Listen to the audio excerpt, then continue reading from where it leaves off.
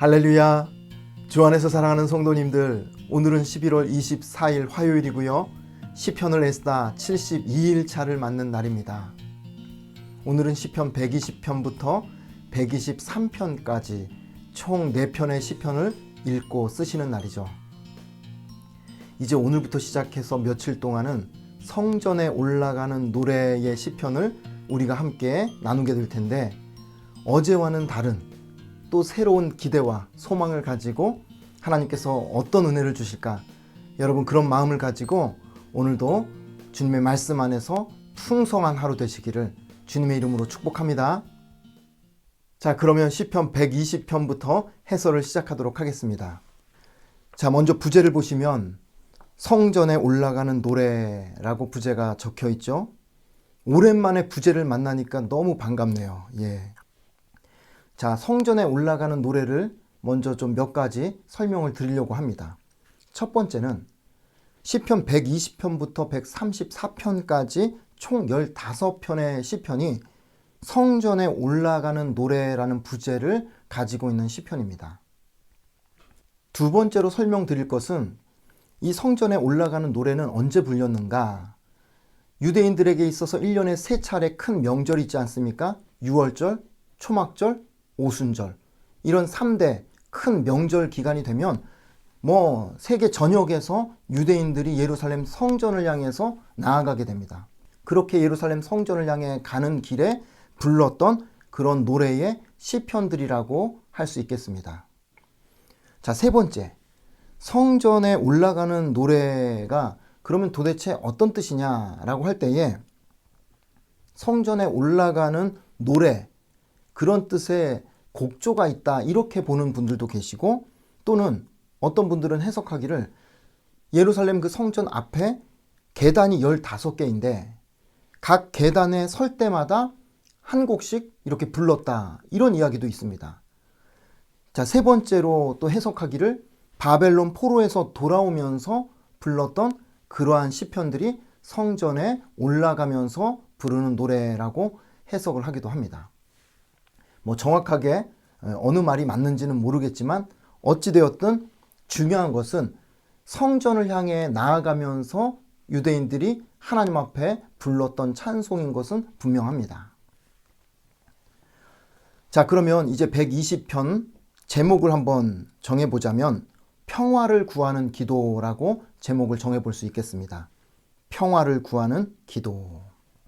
자, 120편의 내용을 간략하게 먼저 좀 설명을 드리자면, 시편 기자는 지금 처해 있는 상황이 화평을 싫어하고 공격적인 이방 나라의 이방 민족들과 함께 거주하는 이제 그런 배경을 이 시편에서 보여주고 있습니다. 자, 이방 민족들과 섞여 살다 보니까 신앙적으로 영적으로 안 맞겠죠? 사고방식도 틀리죠? 그리고 굉장히 공격적이고 그렇게 거짓말하고 속이는 이런 분위기 속에서 시편 기자가 하나님의 말씀대로 살려고 하니까 너무 힘들고 고통스러운 겁니다. 아마도 그 배경을 학자들은 바벨론 포로 중에 그 바벨론에서 거하던 그 어려움을 토로하는 것이라고 그렇게 추측을 하기도 합니다. 아무리 그 악인들과 잘 지내려고 해도 잘 지내기가 쉽지 않더라는 거죠. 그래서 시편 기자가 하나님 앞에 도와달라고, 또 구원해달라고 간절히 기도하고 그것을 실제로 응답받았다고 하나님 앞에 찬송하며 노래하는 시편이 시편 120편의 내용이라고 할 수 있겠습니다. 자, 이런 스토리를 기억하면서 120편은 단락을 나누지 않고 한 절 한 절 해설을 해드리도록 하겠습니다. 자, 1절 말씀 보시면 내가 환난 중에 여호와께 부르짖었더니 내게 응답하셨도다. 자, 환난 중에 부르짖어 기도했습니다. 그런데 내게 응답하셨다. 이미 그 환난에 대해서 하나님께서 응답해 주신 것을 추억하며 부르는 노래라는 거죠. 그러니까 지금 현재 환난을 당해가지고 기도하고 있는 중이 아니라 과거 어느 시점인지 모르겠지만 그때 어려울 때 부르짖어 기도했는데 그때 하나님께서 해결해 주셨다. 추억하면서 부르는 노래라고 할 수 있는 거예요. 우리식으로 이야기하면 우리가 이제 아는 사람한테 가끔 그런 이야기 하지 않습니까? 있잖아, 내가 10년 전에 정말 힘들어서 정말 어려움 중에 매일같이 하나님 앞에 한 달 동안 열심히 기도를 했는데 그때 하나님께서 기가 막히게 응답해 주셨지. 그래서 지금 생각하면 너무나도 감사하고 그때 하나님께서 응답해 주시지 않았다면 어떻게 살았을까 싶은 그런 생각이 드네 하는 이런 과거에 하나님께서 응답해 주신 것을 추억하면서 그렇게 고백하는 찬송의 노래라고 할 수 있겠습니다. 자, 2절부터는 그때 과거에 환난을 당했을 때 시편 기자가 얼마나 힘들었는지를 이제 이야기를 해주는 내용이라고 보시면 될 것 같습니다. 2절에 여호와여 거짓된 입술과, 자, 여기서 거짓된 입술이라는 것은 거짓말하는 자들을 뜻하는 겁니다. 자, 이어서 속이는 혀에서, 마찬가지로 속이는 혀는 속이는 자들을 뜻합니다. 그러니까 거짓말하는 자들과 속이는 자들에서 내 생명을 건져 주소서. 이게 시편 기자가 과거 힘들었을 때 기도했던 기도의 제목인 거죠. 자, 그러면서 3절과 4절에서 그런 악인들이 언젠가 심판을 당할 것이라고 그렇게 이야기하는 내용입니다. 3절, 너 속이는 혀여. 자, 여기서 속이는 혀도 바로 속이는 자들을 가리키는 뜻이겠죠. 무엇을 내게 주며 무엇을 내게 더할꼬. 자, 이 말을 좀 쉬운 말로 바꿔보면 이 속이는 사람들아, 사기꾼들아, 그렇게 살다가 하나님께 무슨 벌을 받으려고 너희가 지금 그렇게 살고 있느냐, 이런 말이라고 보시면 될 것 같습니다. 자, 4절에 장사의 날카로운 화살과 로뎀나무 숯불 이리로다. 여기서 장사는 장군을 뜻합니다. 군사가 되겠죠. 장사의 날카로운 화살, 그러니까 여러분 경험이 많고 베테랑인 장군이 화살을 쏘았다. 그러면 백발백중입니다. 피할 수 없는 치명적인 죽음을 가져다 주는 그러한 화살이죠. 그게 바로 하나님의 심판이라는 겁니다. 로뎀나무 숯불의 심판이라는 것은, 여러분 로뎀나무는 어떤 나무냐면 사막에서 건조한 가운데 자라는 그러한 나무인데 마치 쌀이나무 종류의 한 종류라고 보시면 될 것 같습니다. 그래서 여러분 쌀이나무의 특징이 뭐냐면 한번 불이 붙으면 굉장히 화력이 좋고 오래 타는 나무가 그게 쌀이나무입니다. 따라서 로뎀나무 숯불의 심판이라는 것은 그렇게 하나님의 불심판을 오래오래 그렇게 받게 될 것이라는 그러한 뜻이 되는 겁니다. 우리식으로 말하면 너 계속 그런 식으로 하다가는 뜨거운 맛 볼 줄 알아? 우리가 그런 말 쓰지 않습니까? 마치 이제 그런 뜻이라고 볼 수 있겠습니다. 자, 5절부터 7절은요, 과거에 힘들었던 그때를 또 회상하는 내용이라고 할 수 있습니다. 자, 5절에 메색에 머물며 게달의 장막 중에 머무는 것이 내게 화로다. 자, 여기 두 개의 지명이 나와요. 메색, 그 다음에 게달. 메색은 야벳의 후손들이거든요. 북해 연안에 사는 민족이라고 합니다. 게달은 이스마엘의 후손으로 아라비아 광야 지역에 사는 그런 민족입니다. 자, 그런데 이스라엘 민족의 역사에 이 메색과 게달 지역에서 거주했던 기록은 없어요. 따라서 시편 기자가 말하는 이 메색과 게달이라는 이 지명은 악한 이방 민족들이 살고 있는 그런 지역을 대표하는, 상징하는 그런 지명이라고 보시면 될 것 같습니다. 그러니까 이방 땅에서 이방 민족들과 섞여 사는 것이 얼마나 괴롭고 그게 고통스러운 일인가 하는 것을, 이것이 내게 화로다, 이런 표현을 하고 있는 것이죠. 자, 6절에 내가 화평을 미워하는 자들과 함께 오래 거주하였도다. 자, 그들이 화평을 미워하는 자들이다. 이방 민족들은 화평은 미워하고 싸우려고 달려들고 속이고 거짓말하는 그런 삶이 일상화되어 있는 사람들이라는 거죠. 7절, 나는 화평을 원할지라도 내가 말할 때에 그들은 싸우려 하는도다. 아무리 사이좋게 은혜롭게 지내려고 해도 말이 안 통하는 거고요. 그러다 보니까 계속 싸움만 일어난다. 그래서 그때를 기억하면 너무 고통스럽고 힘들고 정말로 재앙도 그런 재앙이 없을 정도다라는 그러한 고백을 하고 있는 겁니다. 자, 그런데 지금 상황은 어떤 겁니까? 이미 다 해결이 된 거죠. 하나님이 과거 그렇게 힘들었을 때 정말로 마음에 병이 생기고 먹지도 못하고 머리가 빠질 정도로 그렇게 힘들었을 때 하나님 앞에 부르짖었더니 하나님께서 응답해 주셨고 구해 주셨고, 그래서 지금은 너무나도 생각하면 생각할수록 감사하다라는 것을 고백하는 노래가 바로 시편 120편, 성전을 올라가면서 부르는 첫 번째 시편이라고 할 수 있겠습니다. 자, 이어서 곧바로 시편 121편으로 넘어가서 부제를 보시면 성전에 올라가는 노래라고 되어 있죠. 성전에 올라가는 노래 두 번째 노래라고 할 수 있겠습니다. 제목을 정해보자면 지금부터 영원까지 지키시는 여호와라고 제목을 정해볼 수 있겠습니다. 지금부터 영원까지 지키시는 여호와.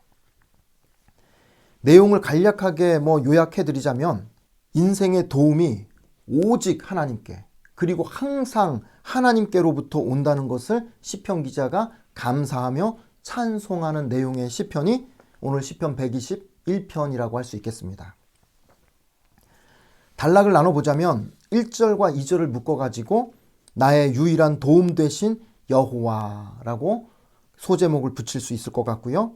3절부터 8절은 여호와가 나의 도움 되신 이유라고 제목을 정해볼 수 있겠습니다. 자, 그러면 첫 번째 단락 1절과 2절 나의 유일한 도움 되신 여호와라는 소제목의 내용을 한번 보겠습니다. 1절 내가 산을 향하여 눈을 들리라 나의 도움이 어디서 올까. 여러분 1절을 읽으실 때 여러분 머릿속에 이렇게 그림을 그리면서 1절을 읽어보시면 좋을 것 같습니다. 자, 가령 6월절 이제 대명절을 앞에 두고 거리가 있다 보니까 일주일 전에 이제 예루살렘 성전을 향해서 출발한다고 한번 생각을 해보십시오. 먼 길을 가려니까 배낭을 잘 싸고 짐을 잘 챙겨서 단단히 메고 그리고 출발을 하지 않겠습니까? 그런데 그 가는 여정이 만만치 않아요. 왜냐하면 편한 도로길을 걷는 게 아니니까요. 광야길을 걷기도 하고 또는 사막을 걷기도 하고 또는 언덕과 산을 넘어야 되기도 하는 그러한 험난한 여정입니다. 게다가 그렇게 순례길을 떠나가는 그런 예배자의 삶에 때로는 강도를 만나기도 하고 때로는 들짐승의 공격을 받기도 하고 여러 가지 어려움을 겪을 수 있다 하는 것입니다. 그러니까 그 길은 기도 없이는 갈 수가 없는 길인 거예요. 그래서 출발하면서부터 기도로 출발을 합니다. 가면서 내내 하나님 앞에 기도하면서 도움을 구하면서 가는 거예요. 그래서 시편 기자가 예루살렘 성전을 향해 나아가면서 넘어야 될 산, 그리고 강도의 위협, 맹수의 위협 앞에서 나의 도움이 어디서 올까? 이렇게 하나님 앞에 기도하며 나아가는 그러한 그림이라고 머릿속에 그려보시면 좋을 것 같습니다. 자, 그리고 나서 스스로 또 그 답을 2절에 고백하고 있어요. 나의 도움은 천지를 지으신 여호와에게서로다. 예루살렘 성전을 향해 나아가는 그 여정 속에서 주위를 둘러봐도 그 어디에서도 도움을 받을 수 있는 구석이 한 구석도 없는데 시편 기자가 믿고 의지할 도움 오로지 하나님밖에 없다는 것을 그렇게 고백하는 내용입니다. 그분이 모든 것을 만드신 창조주 하나님이 되시기 때문에 나를 도우실 수 있는 유일한 도움이 되신다라고 고백하는 것이죠. 자, 그 하나님이 어떤 하나님인가, 왜 나의 도움이 되시는가 라는 것을 3절부터 이제 8절까지 두 번째 단락에서 여호와가 나의 도움 되신 이유를 밝히고 있습니다. 3절 여호와께서 너를 실족하지 아니하게 하시며 너를 지키시는 이가 졸지 아니하시리로다. 실족하지 않게 하신다. 넘어지지 않도록 붙들어 주신다는 거죠. 졸지 않고 지켜주신다. 밤낮 할 것 없이 하나님께서 지켜주신다는 고백입니다. 이어서 4절도 마찬가지예요. 이스라엘을 지키시는 이는 졸지도 아니하시고 주무시지도 아니하시리로다. 24시간 밤낮 할 것 없이 하나님께서 지켜주시는 하나님이 되신다라는 것을 고백합니다. 하나님께서 가끔 생각나면 지켜주시고 또 잊어버리면 그냥 넘어가는 그런 하나님이 아니라 매일같이 1년 365일 쉬는 날 없이 하나님께서 그렇게 지켜 돌보아 주신다 고백하는 것이죠. 5절 보시면 여호와는 너를 지키시는 이시라. 여호와께서 내 오른쪽에서 내 그늘이 되시나니. 6절 낮에 해가 너를 상하게 하지 아니하며 밤에 달도 너를 해치지 아니하리로다. 하나님이 오른편에서 그늘이 되어 주신다고 말씀하죠. 그 결과 낮에 해라는 것은 낮에 내리쬐는 뜨거운 열기로부터 그렇게 하나님께서 지켜주신다는 고백이고요. 밤의 달은요. 우리가 달을 생각하면 우리는 주로 이제 낭만적인 달을 생각하지 않습니까? 그런데 그 당시 유대인들의 머릿속에 이 밤의 달이라는 것은 위험한 대상으로 그렇게 생각이 되는 그러한 달입니다. 달빛에 오래 있으면 이 사람들은 나병에 걸릴 수 있다, 이런 생각을 가지고 있었다고 합니다. 또는 그 달빛을 오래 쐬거나 또는 바라보면 실명할 수도 있다, 이런 생각을 했다는 거예요. 그래서 그런 위험으로부터 하나님이 보호해 주신다라고 그렇게 고백을 하는 것이 달의 위험으로부터 보호해 주신다라는 그러한 의미입니다. 자, 더 나아가서 7절에 여호와께서 너를 지켜 모든 환난을 면하게 하시며 또 내 영혼을 지키시리로다. 모든 환난에서 지켜주신다라고 말씀을 하죠. 종류에 관계없이, 가지수에 관계없이, 얼마나 큰 환난이냐 작은 환난이냐 그런 거에 관계없이 모든 환난으로부터 하나님께서 지켜주신다라고 고백을 합니다. 그리고 이어서 영혼을 지켜주신다라고 고백을 하죠. 그러니까 앞에서 이야기한 그 환난은 외적인 어려움으로부터 지켜주신다라는 고백이고요. 그리고 영혼을 지켜주신다는 것은 내적인 어려움으로부터 지켜주신다. 그러니까 하나님께서 외적으로나 내적으로 모든 환난과 어려움으로부터 우리를 지켜주신다라고 고백하는 노래라고 할 수 있겠습니다. 자, 이제 8절 여호와께서 너의 출입을 지금부터 영원까지 지키시리로다. 영원까지 지켜주신다는 고백이죠. 자, 무엇을 지키신다고 합니까? 출입을 지켜주신다. 여기서 출입이라는 것은 1차적으로 보면 예루살렘 성전을 향해서 집에서 출발할 때부터 시작해서 성전을 거쳐 집으로 돌아오는 그 시점까지의 전 과정을 이야기합니다. 그런데 2차적으로 한번 생각을 해본다면 우리가 태어나서 죽을 때까지의 인생 전체, 인생의 여정을 하나님께서 지켜 돌보아 주신다라고 볼 수도 있습니다. 굉장히 좁게 해석을 해본다면 아침에 눈을 떠서 저녁에 잠자리에 들기까지 우리의 하루의 출입을 지켜주신다라고 고백하는 내용일 수도 있습니다.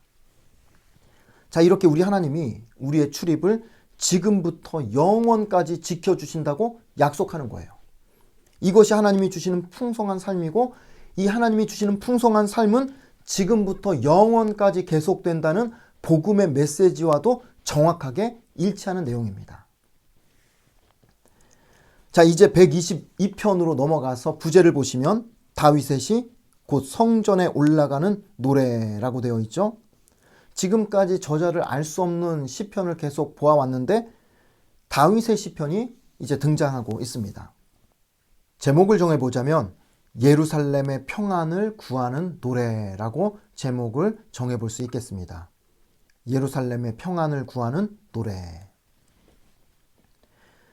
단락을 나누자면 크게 세 단락으로 나눌 수 있겠습니다. 1절과 2절을 묶어서 예루살렘 도착의 기쁨이라고 제목을 정해보겠습니다. 그리고 3절부터 5절 예루살렘 예찬이라고 소제목을 정해보겠습니다. 그리고 나서 6절부터 9절은 예루살렘에 대한 축복이라고 제목을 정해볼 수 있겠습니다. 자, 이렇게 세 단락을 나눠 놓고 첫 번째 단락 1절과 2절 예루살렘 도착의 기쁨을 한번 보겠습니다. 1절 사람이 내게 말하기를 여호와의 집에 올라가자 할 때에 내가 기뻐하였도다. 자, 누군가 시편 기자에게 우리 함께 하나님의 전에 나아가서 예배하자라고 그렇게 초청했을 때에 그게 그렇게 기쁘고 좋았다라고 고백을 하는 겁니다. 자, 그래서 그림을 그려보자면 함께 가자. 하나님 앞에 예배하러 가자. 그랬더니 이제 시편 기자가 옷을 주섬주섬 챙겨 입고 길을 나섭니다. 그리고 나서 성전에 도착을 했어요. 그랬을 때의 2절, 예루살렘아 우리 발이 내 성문 안에 섰도다. 마침내 예루살렘 성 안으로 들어서는 감격을 하나님 앞에 지금 노래하고 있는 거죠. 자, 두 번째 단락으로 넘어가면 3절에서 5절까지 예루살렘 예찬입니다. 3절, 예루살렘아 너는 잘 짜여진 성읍과 같이 건설되었도다. 자, 예루살렘 성에 도착해서 둘러보니까 너무 그 성이 멋진 거예요. 그래서 그 성을 예찬하는 노래를 부르는 겁니다. 4절, 지파들 곧 여호와의 지파들이 여호와의 이름에 감사하려고 이스라엘의 전례대로 그리로 올라가는도다. 자, 여기서 지파들, 여호와의 지파들, 이것은 바로 이스라엘의 12지파, 그러니까 이스라엘 민족들을 가리키는 뜻입니다. 그리고 뒤에 나오는 이스라엘의 전례대로. 자, 이스라엘의 관습이 뭡니까? 1년에 3차례 유월절, 초막절, 오순절 전례대로 반드시 예루살렘 성전을 향해서 올라가는 이제 그러한 표현을 하고 있는 것이죠. 그러니까 자, 예루살렘 성에 이제 도착해서 너무 기쁩니다. 둘러보니까 성이 너무 멋있어요. 그리고 나서 이제 4절에서는 어떤 이야기를 하는 거냐면 예루살렘 성 안에 들어가 보니까 뭐 전국 각지에서 수많은 그런 이스라엘 민족들이 모여가지고 하나님의 전에 나아가서 기뻐 예배하는 이제 이런 광경들을 목격하면서 노래하는 그러한 내용입니다. 자, 5절, 거기에 심판의 보좌를 두셨으니 곧 다윗의 집의 보좌로다. 여기서 거기는 예루살렘을 가리키는 거죠. 그러니까 예루살렘에 하나님께서 심판의 보좌를 주셨다. 그런데 그 심판의 보좌는 다윗의 집의 보좌다. 이 말은 하나님의 통치가 이루어지는 예루살렘 성전을 그렇게 하나님께서 예루살렘 가운데 두셨다라는 그러한 의미로 여러분들이 이해하시면 될 것 같습니다. 자, 그리고 나서 6절부터 9절은 예루살렘에 대한 축복이라고 소제목을 정했습니다. 자, 6절부터 9절까지 한번 내용을 보시면 평안이란 단어가 3차례에 걸쳐서 반복이 되는 걸 볼 수 있습니다. 자, 따라서 마지막에 이 시편 기자가 예루살렘에 대한 축복을 하는데 그 내용이 뭐냐면 예루살렘의 평안을 기원하는 그러한 기도를 드리고 있는 내용이라고 할 수 있겠습니다. 그래서 제가 6절부터 9절을 보니까 뭐 따로 설명드릴 내용이 없이 시편 기자가 예루살렘의 평안을 위해서 어떻게 기도하는지 제가 읽어드리면 충분히 이해가 될 것 같습니다. 자, 6절, 예루살렘을 위하여 평안을 구하라. 예루살렘을 사랑하는 자는 형통하리로다. 7절, 내 성 안에는 평안이 있고 내 궁중에는 형통함이 있을지어다. 8절, 내가 내 형제와 친구를 위하여 이제 말하리니 내 가운데에 평안이 있을지어다. 9절, 여호와 우리 하나님의 집을 위하여 내가 너를 위하여 복을 구하리로다. 자, 이렇게 해서 시편 122편은 예루살렘에 도착해서 기쁨을 노래하고 그리고 예루살렘의 성의 그 아름다움과 사람들을 바라보면서 기쁨의 노래를 하고 그리고 마지막에 예루살렘에 대한 평안을 기원하면서 축복하는 기도로 이렇게 정리가 된다고 볼 수 있겠습니다. 자, 이제 123편 오늘의 마지막 해설입니다. 부제를 보시면 성전에 올라가는 노래라고 부제가 되어 있죠. 성전에 올라가는 노래 4번째 시편이라고 할 수 있겠습니다. 자, 제목을 정해보자면 주의 은혜를 구하는 노래라고 제목을 정해볼 수 있겠습니다. 주의 은혜를 구하는 노래. 시편 123편의 배경에 대해서 많은 학자들은 이야기를 하기를 바벨론 포로에서 돌아온 유대인들이 성전을 짓고 또 성벽을 재건하는데 그때 조직적으로 방해했던 세력이 있었어요. 그 사람들이 바로 사마리아 사람들입니다. 그러니까 그렇게 사마리아 사람들의 조직적인 방해와 또 공격 때문에 유대인들이 너무나도 힘겨운 시간들을 보냈던 시점이 있거든요. 바로 그때 그 어려운 시기에 하나님의 도우심과 은혜를 구했던 시편이 바로 시편 123편이라고 그렇게 학자들은 이야기를 합니다. 자, 따라서 시편 자체도 짧고 그리고 주제도 너무 간단하고 명료하기 때문에 단락을 나누지 않고 설명을 드리도록 하겠습니다. 1절에 하늘에 계시는 주여 내가 눈을 들어 주께 향하나이다. 하나님이 하늘에 계시다라는 표현은 하늘 보좌에 앉아 계신 하나님, 그래서 온 우주 만물을 통치하시고 다스리시고 그리고 불의한 일에 대해서 심판하시는 하나님을 그렇게 지칭하며 부르는 기도라고 할 수 있겠습니다. 그런데 어느 정도로 간절히 그 하나님 앞에 기도를 하는가? 2절 보니까 상전의 손을 바라보는 종들의 눈같이, 여주인의 손을 바라보는 여종의 눈같이 우리의 눈이 여호와 우리 하나님을 바라보며 우리에게 은혜 베풀어 주시기를 기다리나이다. 자, 여기 보시면 상전의 손과 종들의 눈이 나오고요. 여주인의 손과 여종의 눈이 나옵니다. 자, 이게 무슨 표현인가? 당시 풍습을 본다고 하면 주인들이 종들에게 일일이 많은 말을 하지 않았다는 거예요. 그래서 손짓으로 일을 많이 시켰다고 합니다. 그러니까 종들은요, 주인이 어떤 손짓을 하는지 항상 그 곁에서 주인의 손짓을 주목하고 있어야 되는 거죠. 예를 들어서 손뼉을 이렇게 2번을 친다. 그러면 얼른 달려와야 되는 겁니다. 그래서 뭔가 일을 시킬 때에도 주인이 이렇게 손짓을 하면 그게 무슨 뜻인지 알아듣고 재빠르게 움직여서 일을 해내는 것이 그 당시 풍습이라는 거죠. 그러니 여러분, 종들이 촉각을 곤두세우고 주인의 손짓을 주목하지 않으면 자칫 잘못하면 주인이 불렀는데도 못 듣고 주인이 일을 지시했는데도 못 알아듣고 엉뚱한 일을 할 수 있기 때문에 주인의 손을 주목하고 바라보고 어떠한 명령과 또 어떠한 지시가 내려질지를 기다려야 한다라는 그러한 의미의 표현입니다. 자, 그러니까 시편 기자는 그러한 종들의 자세를 가지고 시편 기자가 하나님을 바라본다는 거예요.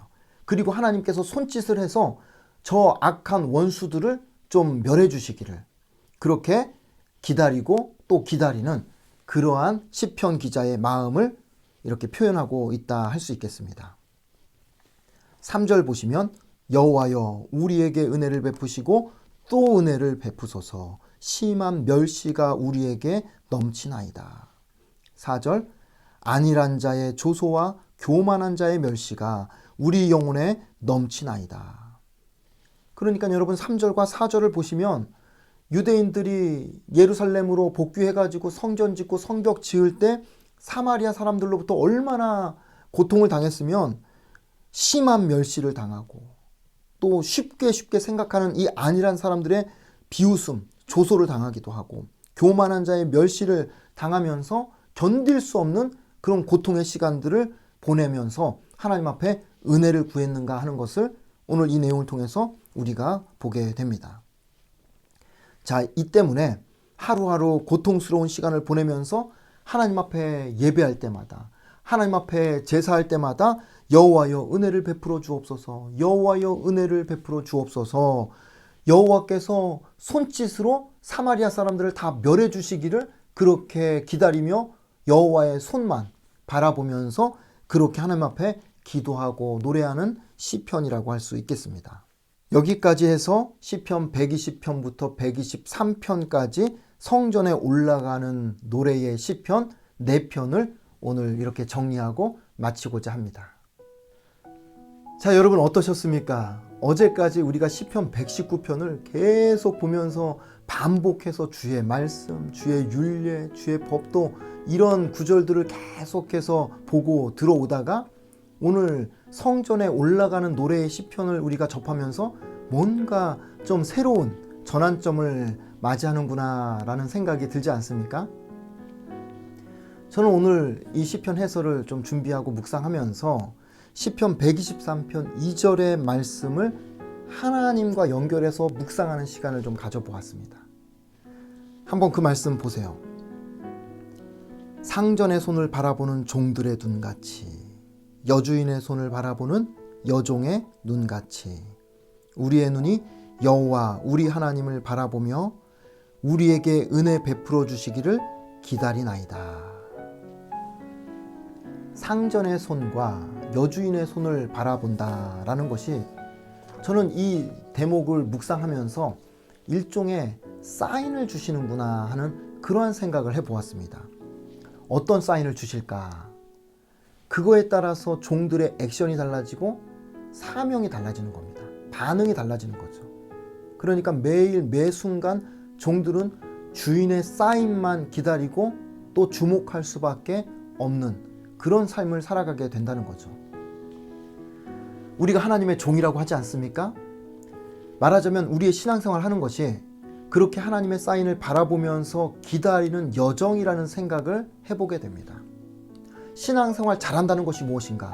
내가 하고 싶은 일을 열심히 하는 게 아니라 하나님 앞에 내가 무엇인가를 한다고 내 열심으로 아무리 많은 일을 한다 할지라도 하나님이 사인 주지 않으신 일을 내가 열심히 한다는 것은 아무런 의미가 없다는 거죠. 한 가지 일을 하더라도 하나님께서 분명하게 내게 사인을 주셔서 그 사인을 받고 내가 움직여서 뭔가 하나님을 위해서 행한다고 하면 그것이 많은 일이 아니라 할지라도 그 한 가지 일을 통해서 하나님을 기쁘시게 하고 하나님께 영광을 돌리는 그런 신앙생활을 아름답게 해나갈 수 있다는 것입니다. 여러분, 믿음의 조상들이 그렇게 하나님의 사인을 받고 그 사인을 중심으로 움직였거든요. 아브라함을 생각해 보세요. 갈대아 우르에서 떠나라, 하나님의 사인을 받고 떠나지 않습니까? 그렇게 떠난 아브라함의 인생에 하나님께서 100세의 아들을 주실 것이다 사인을 주셨는데, 사인대로 하나님께서 이삭이라는 그 가정의 축복의 열매를 하나님께서 허락하지 않습니까? 하나님께서 어느 날 아브라함을 불러서 너가 사랑하는 아들 독자 이삭을 번제로 드려라 라고 하나님께서 사인을 주시자 아브라함이 주저하지 않고 그 사인에 즉각적으로 반응해서 아들 이삭을 데리고 장작을 준비해서 모리아산으로 가서 번제로 드리지 않습니까? 그렇게 해서 실제로 하나님 앞에 아들 이삭을 내리치려고 할 때에 하나님께서 또 사인을 주시죠. 아브라함아, 아브라함아, 내가 너 마음 알았다. 그만해도 된다. 저기 수풀에 걸린 양 가지고 제사 드려라. 그랬을 때에 아브라함이 모든 행동을 다 중단하고 하나님 앞에 순종해서 양으로 제사를 드렸던 그러한 모습을 우린 성경을 통해서 보게 됩니다. 무슨 뜻입니까? 아브라함의 일생은 하나님의 사인으로 움직이고 살아왔던 인생이라는 거죠. 다윗도 마찬가지입니다. 그가 왕이 되어서 전쟁을 치를 때마다 항상 다윗의 습관이 무엇이었냐면 하나님의 사인을 기다렸어요. 하나님, 올라가도 될까요? 전쟁 나가도 될까요? 나가면 승리할까요? 하나님 앞에 기도하고, 그래서 하나님의 사인이 떨어지면 그러면 움직이더라는 겁니다. 그렇게 움직이니까 다윗의 인생에 하나님께서 주시는 놀라운 승리의 열매들이 날마다 맺혀질 수 있었다 하는 것입니다. 그러나 반대로 다윗이 하나님의 사인을 무시했을 때 어떤 결과가 벌어집니까? 범죄하게 되죠. 그리고 그 범죄로 말미암아서 하나님의 징계를 받게 되고 그의 삶의 그 불순종의 그 쓴뿌리들, 쓴 열매들을 두고두고 그렇게 거두는 안타까운 삶의 그런 고난도 겪게 되더라 하는 것입니다. 자, 그래서 하나님의 사람들은 하나님의 손짓, 하나님의 음성, 하나님의 사인을 보고 들으면서 살아갈 때에 하나님께서 주시는 은혜를 누릴 수 있고 하나님께서 주시는 열매를 거둘 수 있고 하나님께서 주시는 인생의 황금기를 누릴 수 있게 된다 하는 것입니다. 그러니 사랑하는 성도님들, 저는 오늘 우리가 시편을 쓰고 또 이렇게 묵상하고 읽어 내려가면서 하나님의 사인에 더 민감하게 반응하고 집중할 수 있기를 그렇게 축복하고 싶습니다. 때로는 하나님께서 어느 시편의 한 구절을 통해서 우리에게 분명히 오늘 하루의 삶을 지시하시고 또 명령하시는 사인을 주실 수 있을 겁니다. 또 어떤 날은 시편 해설 영상을 보면서 그냥 그런가 보다 하고 보고 듣고 지나가는데 맨 마지막에 기도문, 그 기도문 페이지에서 한 문장, 한 단어가 마치 하나님의 사인처럼 마음에 와 닿아서 그걸 붙들고 하루 온종일 하나님을 묵상하고 기도하면서 은혜를 누리는 그러한 경우도 있을 수 있다는 겁니다. 때로는 예배 시간에 찬송을 통해서 설교를 통해서 하나님이 주시는 사인을 우리가 보고 들었기도 하고, 때로는 사랑방 식구들과 함께 은혜를 나누고 또 삶을 나누는 중에 하나님께서 방장을 통해 또는 방언을 통해 어느 한 간증 이런 내용들을 통해서 우리에게 말씀하시고 사인을 주시는 경우도 얼마든지 있을 수 있다는 것입니다. 따라서 하나님께서 끊임없이 우리에게 계속해서 사인을 주신다는 거예요. 우리가 알아차리든 못 알아차리든 하나님께서 다양한 방법, 다양한 사람들을 통해서 오늘도 우리에게 말씀하시고 하나님께서 사인을 주시고 있다 하는 겁니다. 중요한 것은 하나님께서 그렇게 사인을 주시는데도 내가 하나님의 그 손에, 하나님의 사인에 주목하고 있지 않다면, 집중하고 있지 않다면 결정적인 사인을 주시는데도 그걸 알아차리지 못하고 그냥 지나갈 수 있다는 거죠. 그렇게 해서 하나님이 복 주신다는 사인을 놓치게 되면 그 복을 놓치게 되는 거고요. 하나님께서 회개하라고 주시는 사인을 놓치게 되면 회개하지 않고 계속해서 잘못된 길을 걸어갈 수 있다는 것입니다. 자, 그러니 매일같이 하나님이 오늘은 내게 어떤 사인을 주실까? 놀라운 일을 행하시는 하나님의 손을 우리가 주목하고 그렇게 바라보고 기다리며 은혜를 구할 때에 하나님께서 우리 인생 가운데 크고 놀라운 은혜를 베풀어 주실 줄 믿습니다.